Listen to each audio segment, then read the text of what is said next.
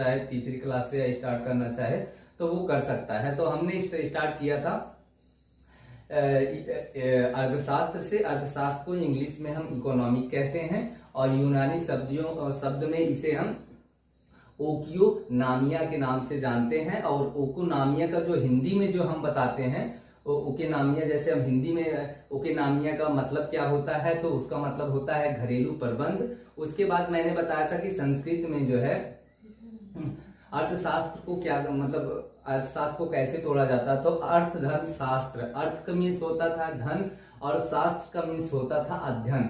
मतलब धन का जो अध्ययन है वो क्या कहलाता है, अर्थशास्त्र कहलाता है। ये संस्कृत के, अगर हम संस्कृत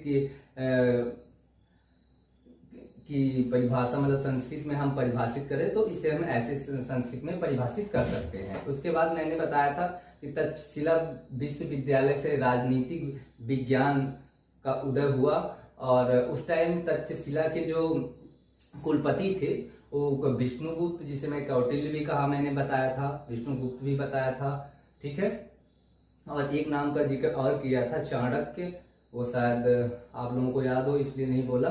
चलिए हम आगे चलते हैं। इसके बाद हम लोगों ने उतना हम लोगों ने कवर कर लिया था। उसके बाद जो है मैंने अर्थशास्त्र की परिभाषा बताई थी कि अर्थशास्त्र मानव व्यवहार का वह अध्ययन है जिसमें सीमित संसाधनों का असीमित इच्छाओं में वितरण का अध्ययन किया जाता है। मतलब समझे कुछ कि संसाधन जो होगा वो थोड़ा होगा, ठीक है, और जो हमारी इच्छाएं होंगी वो बहुत सारी होंगी, ठीक है, और उसको हम थोड़ा थोड़ा जो वितरित मतलब बांटेंगे, ठीक है, उसका जब हम जो अध्ययन करेंगे उसी को हम क्या कहेंगे, अर्थशास्त्र कहेंगे, ठीक है।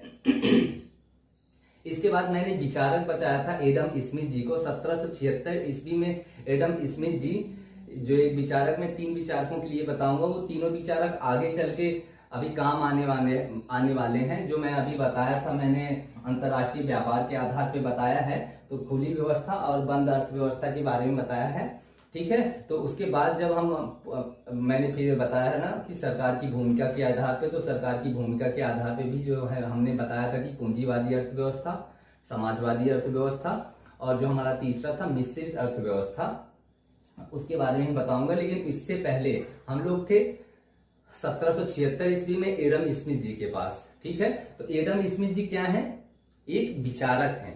उन्होंने कुछ, मैंने उनकी पुस्तकों का नाम भी बताया था आप लोगों को। Theory of moral sentiments, invisible hands, wealth of nation, इनकी ये पुस्तक है। और इन्हें मैं इनविजिबल हैंड्स मीन्स जानती हो क्या होता है, इनविजिबल हैंड्स ना दिखाई देने वाला हाथ, ठीक है।